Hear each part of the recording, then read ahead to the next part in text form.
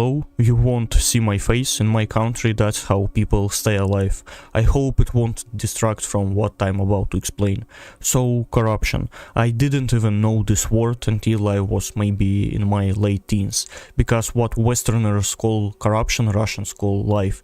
There is no moral discussion around it, it's just the way things work, and once you grow up in it, it becomes so natural that you only start noticing how insane it is when you leave the country and suddenly everything works without bribes. Let me start from the beginning.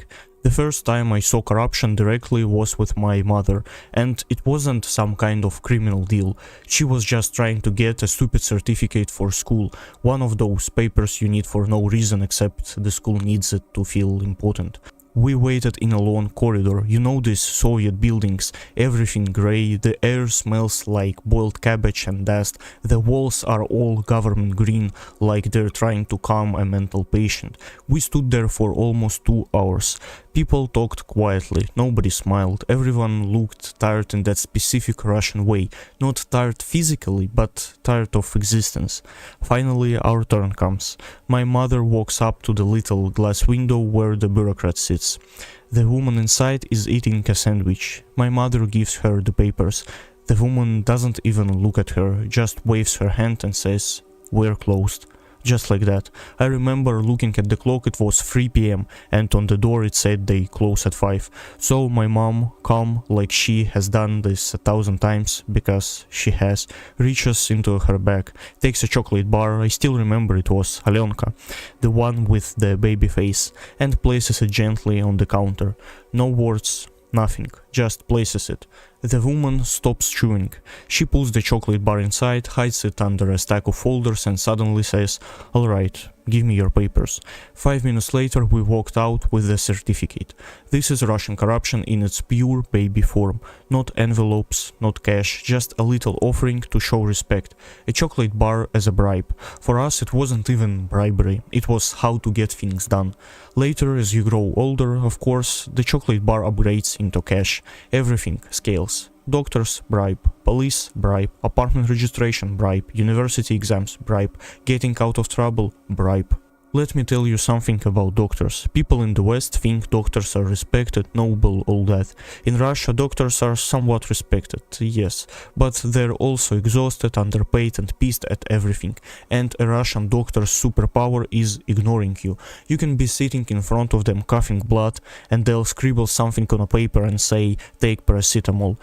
So you learn quickly, bring something if you want attention. A bottle helps, envelope helps more, not because the doctor is evil, it's because the system pays them nothing and dumps 50 patients on them every hour. Your gift is not corruption, it's basically you buying humanity. My cousin had surgery once. Official wait time, half a year. Unofficial wait time with an envelope, 3 days. It's not complicated, it's not a secret, everyone knows it. Even the nurses know exactly who bribed and who didn't. The ones who didn't are the ones who wait in the hallway until night. Now, traffic police. This one deserves a whole chapter. Imagine this. You're driving, everything is fine. Maybe you forgot to fasten your seatbelt perfectly, or your tail light is a little dirty, or maybe nothing at all, it doesn't really matter. Blue lights behind you, they stop you. The officer comes up and leans into your window and asks the classic Russian police question. So, are we going to solve this? This is the official, unofficial question. It means, give me something and I'll pretend you didn't do anything. If you argue, that's actually a very bad idea, because they will find a reason. They can always find something. Broken taillights, suspicious behavior, going too slow, going too fast, existing. So you give them some cash, like a little folded bill, and they wave you off. Fast, smooth, everyone happy. My friend once got stopped for driving too confidently. Yes, this is a real phrase. Apparently looking like you know where you're going is suspicious. But to be honest, this is all small corruption. microscopic, almost cute. You give someone chocolate, someone gives you a stamp. The real fun begins in schools and universities. In Russian school, teachers are gods, not because they're good, but because they're untouchable. A teacher can ruin your life if they want. They can fail you, call your parents, embarrass you, scream at you, give you bad recommendations, and nobody cares. So bribery becomes self-defense. My parents weren't rich, but even they sometimes brought presents to teachers on holidays: flowers, perfume, gift baskets, not as thank you, but as please don't torture my child. The logic is insane but completely normal. If you don't give gifts, the teacher will forget about your child. If you do give gifts, the teacher will give slightly less hell. And this extends upward. Teachers bribe the school director to stay in good position. The director bribes inspectors who come to check the school. Inspectors bribe some regional official to keep their job. The regional official bribes someone even higher. The chain goes up and up until you reach people whose names nobody knows but who magically own 7 apartments. Corruption in Russia is not a pyramid, it's more like a ladder. Everyone bribes someone above them and takes bribes from someone below. Everyone feeds the system and gets fed by the system in return. Let me give you a full example of this chain so you see the logic clearly. Let's say you want your child to have better grades in math. And very important here, not because they're bad at math, but because the teacher is openly hostile and makes your kid's life hell. So you go to the teacher, you bring a gift, not cash. Cash is for more serious issues. You bring something like expensive sweets, wine, perfume. Teacher accepts it. She becomes kinder. Teacher now feels obligated to give the director something on the teacher's day. She doesn't want to look cheap. Director, of course, brings something bigger for the school inspector. Inspector takes it. They get so many bribes, they categorize them like emails: important, useless, good wine, trash, and so on. Inspector then uses these gifts as currency to influence some bureaucrat in the city education department, and that bureaucrat, he's bribing someone else at the regional level. So your box of chocolates is a part of a national corruption economy, like a tiny little package traveling up the food chain until it reaches someone who buys a new Mercedes and calls it a salary. That's the beauty of Russian corruption. It scales perfectly. But the most fascinating thing is that Russians don't hate it. Well, more accurately, they hate it in theory, but in practice they participate with no hesitation. And you may ask, why? Because corruption solves problems, the official system does not. Let me say it again, corruption works fast. The official system works never. You go to a government office with your documents, they tell you this paper is wrong. You fix it, then they say this paper expired. You fix it, then they say we lost your file. You wanna die at this moment. But if you know a guy who knows a guy who knows a woman whose sister works in that office, you're done in one day. So corruption becomes like a parallel transportation system. One road is blocked, corruption is the shortcut around it. Let me tell you a bigger story to show how deep this goes. A friend of mine tried to start a small business. Not some giant thing, just a little shop. In the West, okay, you fill a form, pay a fee, they approve you, you're done.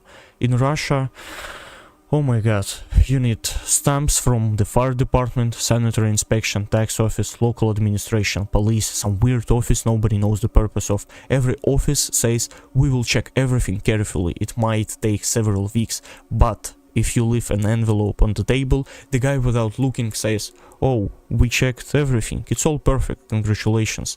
Every official gets a cut, and your business exists not because the law allows it, but because the officials allow it. And the funniest part, if you don't bribe, they think you're suspicious. They assume you're stupid or dangerous, or both. People sometimes ask me, but isn't this tiring? Doesn't this destroy trust? Yes, completely. Totally. Nobody trusts institutions in Russia because institutions don't deserve trust. The law is not there to protect you, it's there to control you. Police are not there to help, they're there to extract your money. Doctors are not there to cure, they're there to manage you like a file. Schools are not there to educate, they're there to maintain order. Bureaucrats are not there to serve, they're there to survive. So Russians trust individuals, not systems. Your family, your friends, your neighbor, the guy your cousin recommended. People who are actually real. Because institutions are like cardboard props. They exist physically, but they have no soul. When I moved abroad, it took me almost a year to trust anything official. I kept expecting someone to ask me for a gift. I kept waiting for the system to ambush me like in Russia. For example, when I applied for something and it got approved smoothly, I almost panicked. I thought, what did I do wrong? Why didn't they ask for extra documents? Why didn't they yell at me? Why did this work? And then slowly I realized something extremely sad. I had never lived in a country where institutions actually function. Russia taught me that systems are predators and citizens are prey, that you survive by navigating between official lies and unofficial reality. So corruption in Russia, it's not some dark secret, it's the entire operating system of the country. Small bribes, big bribes, favors, connections, gifts, envelopes, they're all parts of one giant machine that replaces what should be a normal functioning state. This is not a theory, this is what I saw with my own eyes, what my family lives through, what my friends still deal with every month. And if you're watching this from a Western country, maybe it sounds unbelievable, but inside Russia it feels as normal as breathing. Not because people love it, but because without it nothing would move. That's my experience. Thank you for watching.